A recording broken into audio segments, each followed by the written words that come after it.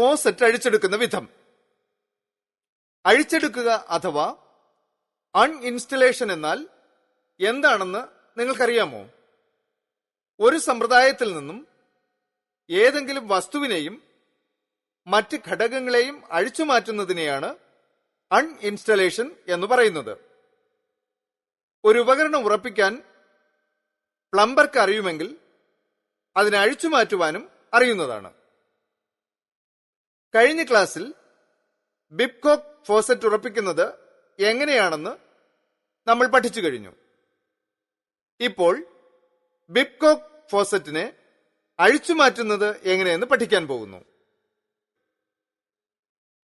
ബിബ്കോക്ക് അഴിച്ചെടുക്കാൻ ആവശ്യമായ ഉപകരണങ്ങളും വസ്തുക്കളും ഏതൊക്കെയാണെന്നും ബിബ്കോക്ക് അഴിച്ചെടുക്കുന്നത് എങ്ങനെയെന്നും മനസ്സിലാക്കുക.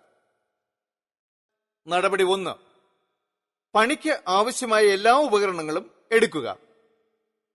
അഴിച്ചെടുക്കേണ്ട ഫോസറ്റിന്റെ തരത്തിനനുസരിച്ച് ഉപകരണങ്ങളിൽ മാറ്റമുണ്ടാകാം. ബിബ്കോക്കിന് അഡ്ജസ്റ്റബിൾ സ്പാനർ, അഡ്ജസ്റ്റബിൾ പ്ലെയർ എന്നിവ ആവശ്യമുണ്ട്. ബിബ്കോക്ക് അൺഇൻസ്റ്റലേഷൻ.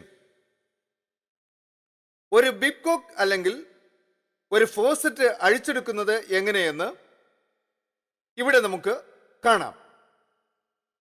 ബോൾ വാൽവ് അടച്ച് ജലവിതരണം നിർത്തുക.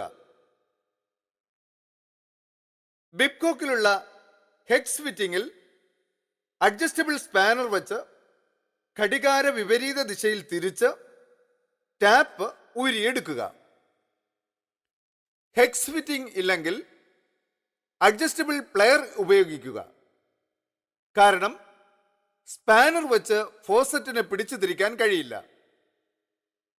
അഡ്ജസ്റ്റബിൾ പ്ലെയറിൽ പല്ലുള്ളതുകൊണ്ട് ഫോസറ്റിൽ അടയാളങ്ങൾ ഉണ്ടാകാം. അടയാളം ഉണ്ടാകാതിരിക്കാൻ പ്ലെയറിന്റെയും ഫോസറ്റിന്റെയും ഇടയിൽ തുണി തിരുകുക. നമ്മളിപ്പോൾ വിജയകരമായി ഫോസറ്റ് അഴിച്ചെടുത്തിരിക്കുന്നു. ഈ രീതിയും മറക്കരുത്. കണ്ടു മനസ്സിലാക്കിയ കാര്യങ്ങൾ നമുക്ക് ഓർത്തു നോക്കാം. 1. ബോൾ വാൽവ് അടച്ച് ജലവിതരണം നിർത്തുക. 2. ബിബ്കോക്കിലുള്ള ഹെക്സ് ഫിറ്റിംഗിൽ അഡ്ജസ്റ്റബിൾ സ്പാനർ വെച്ച് ഘടികാര വിപരീത ദിശയിൽ തിരിക്കുക. കൈകൊണ്ട് തിരിച്ച് ടാപ്പ് ഊരാൻ കഴിയുന്നത്രയും പാകത്തിൽ ടാപ്പ് ഇളക്കി വയ്ക്കുക. അഥവാ ഹെക്സ് ഫിറ്റിംഗ് ഇല്ലെങ്കിൽ അഡ്ജസ്റ്റബിൾ പ്ലെയർ ഉപയോഗിക്കുക. കാരണം സ്പാനർ വെച്ച് ഫോസറ്റിനെ പിടിച്ചു തിരിക്കാൻ കഴിയില്ല. അഡ്ജസ്റ്റബിൾ പ്ലെയറിൽ പല്ലുള്ളതുകൊണ്ട് ഫോസറ്റിൽ അടയാളങ്ങൾ ഉണ്ടാകാം. അടയാളം ഉണ്ടാകാതിരിക്കാൻ പ്ലെയറിന്റെയും ഫോസറ്റിന്റെയും ഇടയിൽ തുണി തിരുകുക. ജോലി സാമർഥ്യം. 1. ജലവിതരണം നിർത്തുന്നതിന് മുൻപ് വീട്ടിലുള്ള എല്ലാവരെയും വിവരം അറിയിക്കുക. വെള്ളം നിർത്തുമ്പോൾ ആരെങ്കിലും ജലം ഉപയോഗിച്ചുകൊണ്ടിരിക്കുകയാണെങ്കിൽ ബുദ്ധിമുട്ട് ഉണ്ടാവാതിരിക്കാനാണ് ഇത്. 2. പണി കഴിഞ്ഞു പോകുന്നതിന് മുൻപ് തുണി ഉപയോഗിച്ച് എല്ലാ ഫിക്സ്ചറുകളും തുടച്ചു വൃത്തിയാക്കുക. ഇത് ചെയ്യുന്ന തൊഴിലിനോട് നിങ്ങൾക്കുള്ള ആത്മാർത്ഥത കാണിക്കും. ജോലി കഴിഞ്ഞാൽ ശരീരം കഴുകി വൃത്തിയാക്കുക.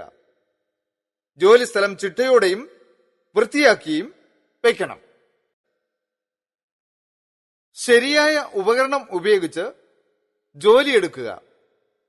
അങ്ങനെയാണെങ്കിൽ ഫോസറ്റിനും ജലവിതരണ പൈപ്പിനും കേടുപാട് സംഭവിക്കാതിരിക്കും. ജോലി കഴിഞ്ഞാലുടൻ ഉപകരണങ്ങൾ മാറ്റിവെക്കുക. ഉപകരണങ്ങൾ തറയിൽ വെക്കരുത്. അതിൽ തട്ടി വീഴാൻ സാധ്യതയുണ്ട്. നനവുള്ള ഭാഗത്ത് ജോലിയെടുക്കുമ്പോൾ തെന്നി വീഴാതിരിക്കാൻ ശരിയായ വിധത്തിലുള്ള ചെരുപ്പ് ധരിക്കുക. ഫോസറ്റ് അഴിച്ചെടുക്കുന്നത് എങ്ങനെയെന്ന് നമ്മൾ പഠിച്ചു കഴിഞ്ഞു. ഇനി ഫോസറ്റ് റിപ്പയർ ചെയ്യുന്നത് എങ്ങനെയെന്ന് പഠിക്കാം. അടുത്ത അധ്യായത്തിൽ ഫോസറ്റ് റിപ്പയർ ചെയ്യാൻ ആവശ്യമായ ഉപകരണങ്ങളെപ്പറ്റി പഠിക്കും. നല്ല രീതിയിൽ ജോലി തുടരുക.